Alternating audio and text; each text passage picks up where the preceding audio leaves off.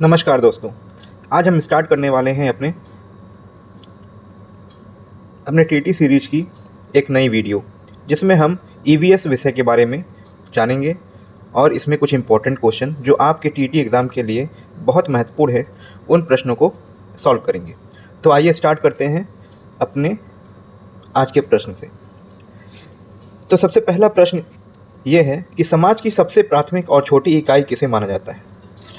तो जैसा कि हम जानते हैं कि फैमिली यानी परिवार को हम समाज की सबसे छोटी इकाई मानते हैं।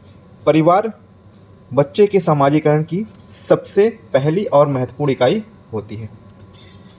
आइए देखते हैं अपना अगला प्रश्न। शरीर को तुरंत ऊर्जा देने वाला मुख्य पोषक तत्व क्या है। तो हम सब जानते हैं कि कार्बोहाइड्रेट एक ऐसा तत्व है जो कि हमें इंस्टेंट एनर्जी प्रदान करता है। तो इसका सही उत्तर क्या हो जाएगा? कार्बोहाइड्रेट। ग्लूकोज और कार्बोहाइड्रेट शरीर को तुरंत कार्य करने की ऊर्जा देते हैं। तो इसका सही उत्तर कार्बोहाइड्रेट हो जाएगा। आइए देखते हैं अपना अगला प्रश्न। खट्टे फलों जैसे नींबू, आंवला में कौन सा विटामिन पाया जाता है। तो हम जानते हैं कि खट्टे पदार्थ जैसे नींबू, आंवला में विटामिन सी की मात्रा पाई जाती है। विटामिन सी इम्यूनिटी बढ़ाता है और इसकी कमी से स्कर्वी रोग होता है। तो आप इसे भी साथ साथ देखते रहेंगे कि किन विटामिन की कमी से कौन सा रोग होता है, क्योंकि ये कभी कभी बहुत इम्पॉर्टेंट क्वेश्चन हो जाते हैं और हमारे दिमाग से बिल्कुल उतर जाते हैं। इसीलिए हम थोड़ा सा इन पे भी ध्यान देते रहेंगे ताकि कोई आसान सवाल इससे रिलेटेड आए तो हमारा छूटे ना और कहीं नंबर ना कटे। तो विटामिन सी इसका सही आंसर हो जाएगा और विटामिन सी की कमी से कौन सा रोग होगा? स्कर्वी रोग हो जाएगा। आइए देखते हैं अपना अगला सवाल। दूषित जल और भोजन से फैलने वाली बीमारी यानी वाटर बॉर्न डिजीजेज इनमें से कौन कौन सी हैं। तो इनमें से हैजा यानी कॉलरा एक वाटर बॉर्न डिजीज़ है। बाकी हम देख रहे हैं मलेरिया, डेंगू, एनीमिया, ये सब वाटर से नहीं होते, गंदे पानी से नहीं होते, बल्कि अन्य कारणों से जैसे मच्छर के काटने से और अन्य कारणों से होते हैं। हैजा और टाइफाइड ये दो ऐसी बीमारियां हैं जो दूषित पानी और ख़राब भोजन खाने से होती हैं। तो हैजा या टाइफाइड इनमें से कोई भी ऑप्शन में आएगा तो आप उसे मार्क करेंगे। आइए देखते हैं अपना अगला सवाल। शरीर की वृद्धि और मांसपेशियों के निर्माण के लिए सबसे आवश्यक तत्व कौन सा है। ये बच्चों के लिए बहुत इम्पॉर्टेंट होता है कि बच्चों को प्रोटीन भोजन में भरपूर मात्रा में दिया जाए ताकि उन्हें उनकी लंबाई और मांसपेशियों का विकास हो सके। इसीलिए इसका सही आंसर हो जाएगा प्रोटीन। प्रोटीन एक ऐसा भोजन में पदार्थ है जो कि जिसे बॉडी बिल्डिंग फूड भी कहा जाता है और जो कोशिकाओं की मरम्मत और निर्माण के लिए बहुत महत्वपूर्ण है। इसलिए इसका आंसर हो जाएगा प्रोटीन। आइए देखते हैं अपना अगला प्रश्न। भारत में पल्स पोलियो अभियान का मुख्य उद्देश्य क्या था। तो भारत में पल्स पोलियो अभियान का मुख्य उद्देश्य पोलियो का पूर्ण उन्मूलन यानी इरेडिकेशन था। यानी अपने देश से पोलियो को पूरी तरीके से जड़ से खत्म करना था। 1995 में शुरू इस अभियान का लक्ष्य भारत को पोलियो मुक्त बनाना था, जो 2014 में पूरा हुआ। ये हमारे देश में ये अभियान वर्तमान में पूर्ण हो चुका है। आइए देखते हैं अपने अगला सवाल। मलेरिया रोग किस मच्छर के काटने से फैलता है। ये बहुत इंपॉर्टेंट सवाल है, बहुत बेसिक सवाल है, लेकिन अक्सर हम इसे मिस कर देते हैं। इसलिए इसे भी हम देख लेते हैं कि मादा एनोफिलीज मच्छर जो होती है उसके काटने से मलेरिया रोग होता है। मलेरिया प्लाज्मोडियम परजीवी से होता है जिसका वाहक मादा एनोफिलीज मच्छर है। तो आप याद करेंगे मादा एनोफिलीज मच्छर के काटने से मलेरिया रोग होता है। आइए देखते हैं अपना अगला प्रश्न। हम प्रश्नों को थोड़ा तेज़ी से कर रहे हैं ताकि ज़्यादा से ज़्यादा जो क्वेश्चंस हैं वो आपके एग्ज़ाम से पहले कवर हो सके। और बहुत ही बेसिक क्वेश्चंस हैं, आपको केवल ईवीएस के क्वेश्चंस इजी ही होते हैं, केवल इसे रिवाइज करते हुए आप अगर चलेंगे तो ये आपका बहुत जल्दी कवर हो जाएगा। तो इसलिए हम फास्ट वे में इसे कंप्लीट करते हुए आगे बढ़ रहे हैं। ओके, अब देखते हैं हम अपना अगला प्रश्न। विश्व शौचालय दिवस, वर्ल्ड टॉयलेट डे, स्वच्छता के प्रति जागरूकता के लिए ये कब मनाया जाता है? तो इसका सही आंसर है 19 नवंबर। ये सब फैक्चुअल सवाल हैं, आप इनको बस एक बार देख के 2 बार देख के आप याद कर लें। 19 नवंबर को वर्ल्ड शौचालय दिवस मनाया जाता है। खुले में शौच से मुक्ति और स्वच्छता के लिए 19 नवंबर को ये दिवस मनाया जाता है। ठीक है, हम देखते हैं अपना अगला प्रश्न। एक संतुलित आहार यानी बैलेंस्ड डाइट में क्या शामिल होना चाहिए? तो एक बैलेंस डाइट में दोस्तों क्या शामिल होना चाहिए, आप इनमें से बताएं। तो शरीर की आवश्यकता अनुसार सभी पोषक तत्व उचित मात्रा में होने चाहिए। एक संतुलित आहार में सभी तत्व एक उचित मात्रा में, कोई भी बहुत ज़्यादा ना हो, कोई बहुत कम ना हो, एक संतुलित मात्रा में हो तो वो एक संतुलित आहार बन जाता है। संतुलित आहार में कार्बोहाइड्रेट, प्रोटीन, वसा, विटामिन और जल का सही अनुपात होता है। आइए देखते हैं अपना अगला प्रश्न। भोजन में आयरन यानी लौह तत्व की कमी से कौन सा रोग होता है?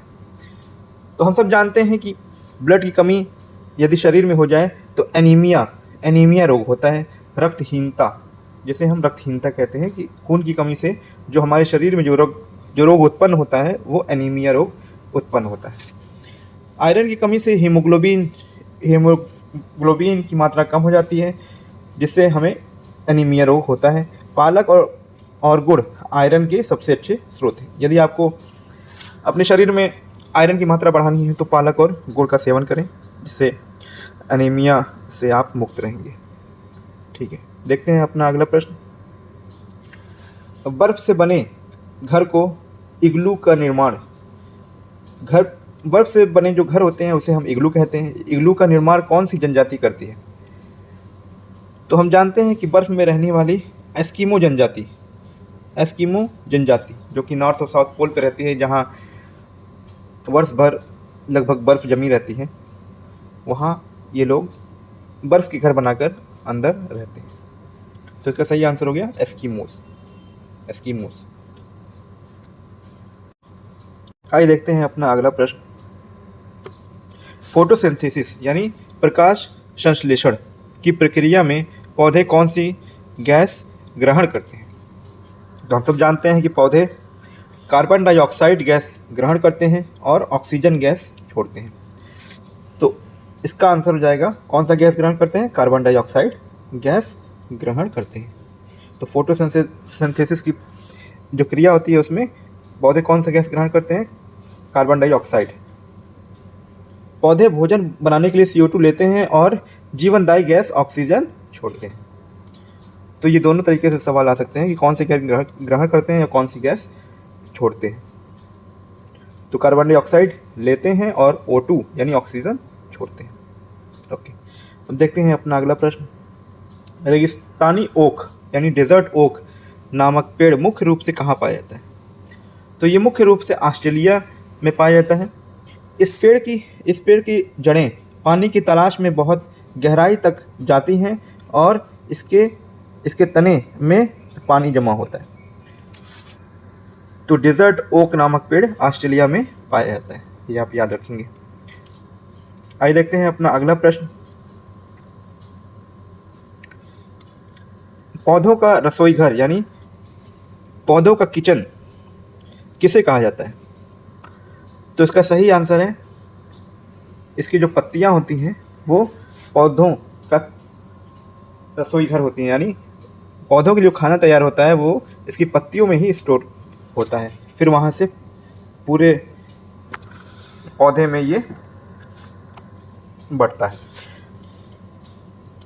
पत्तियों में मौजूद क्लोरोफिल की मदद से ही पौधे सूर्य के प्रकाश में भोजन बनाते हैं, तो इसलिए इसका सही आंसर हो जाएगा पत्तियां।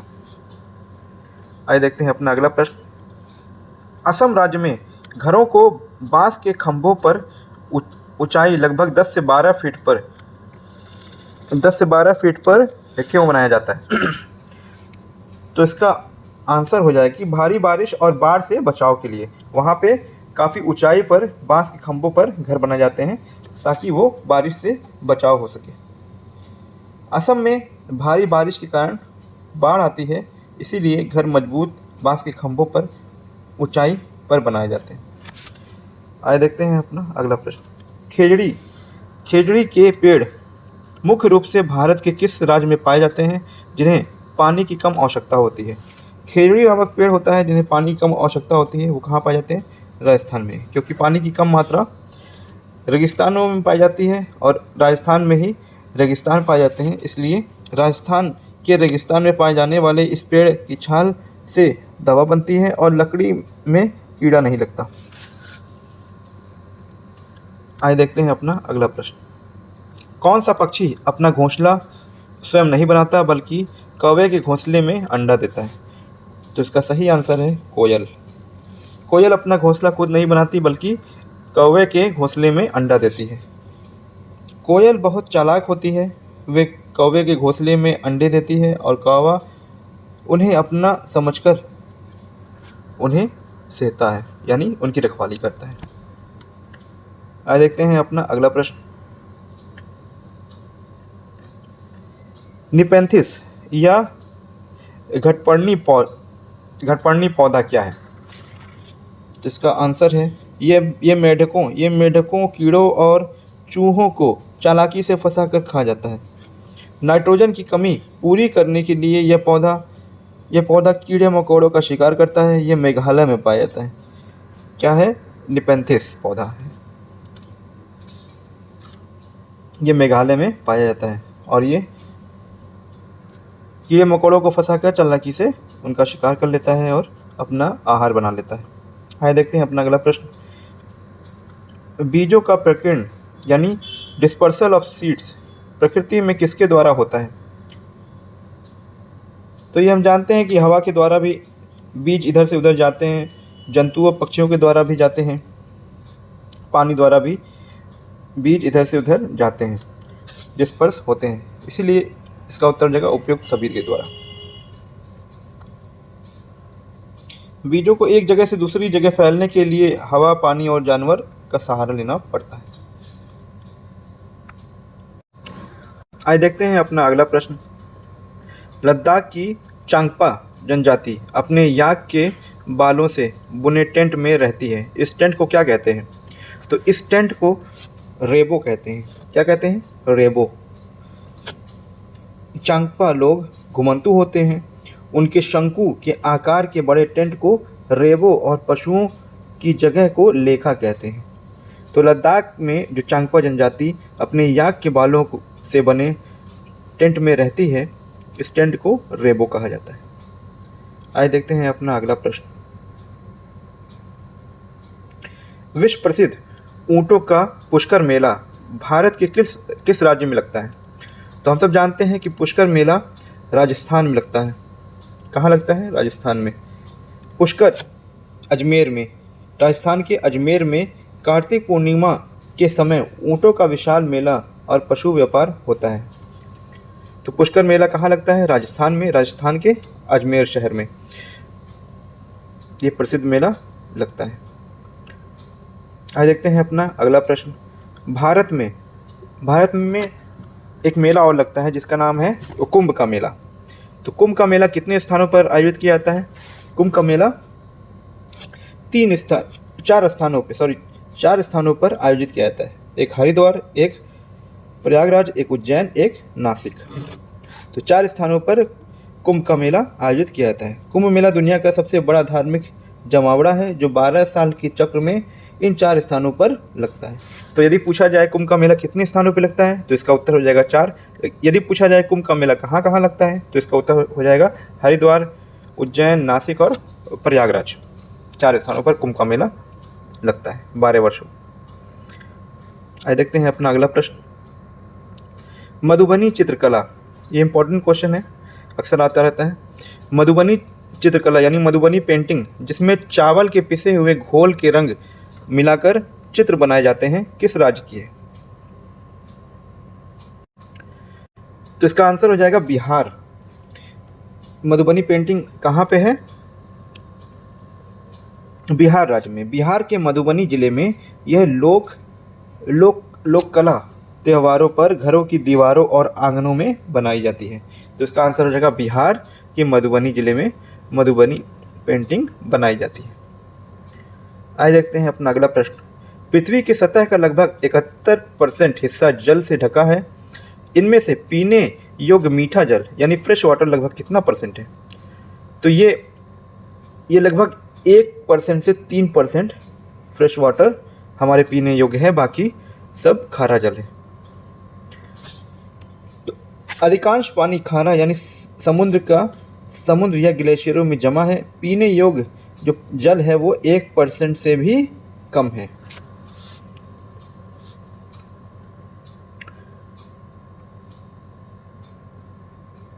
आइए देखते हैं अपना अगला प्रश्न। जल यानी वाटर का रासायनिक सूत्र क्या है? तो ये हम सब बचपन से ही पढ़ते आए हैं कि H2O यानी हाइड्रोजन के 2 अणु और ऑक्सीजन के 1 अणु मिलकर ये यौगिक बनता है। जल 2 हाइड्रोजन और ऑक्सीजन 1 परमाणु से मिलकर यौगिक बनाकर H2O बनता है। ये वाटर का यानी पानी का रासायनिक सूत्र है H2O।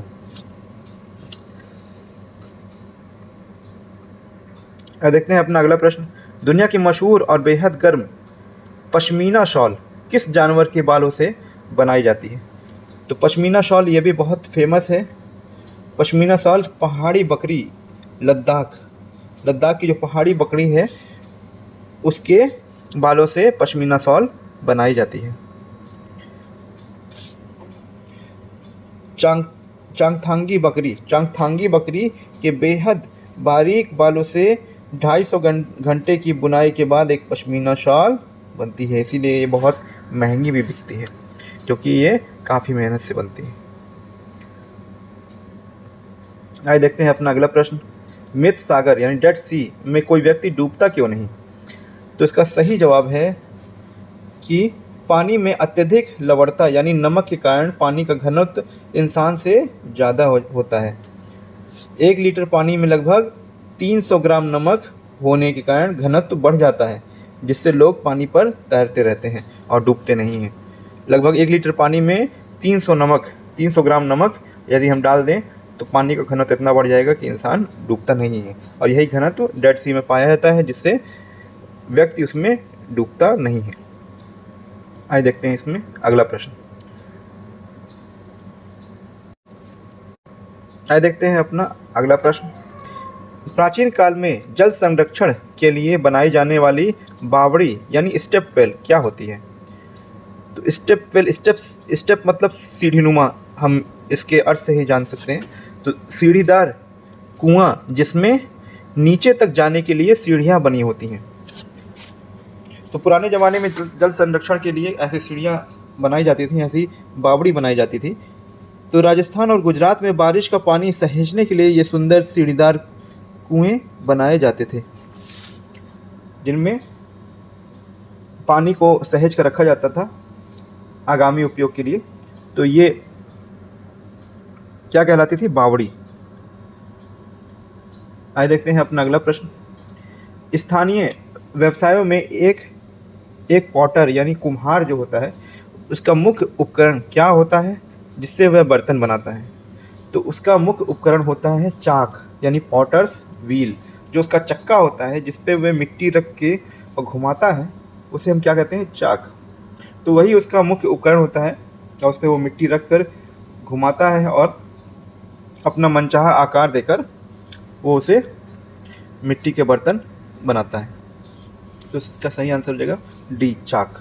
कुम्हार घूमते हुए चाक पर गीली मिट्टी के आकार देकर सुंदर बर्तन बनाता है। आइए देखते हैं अपना अगला प्रश्न।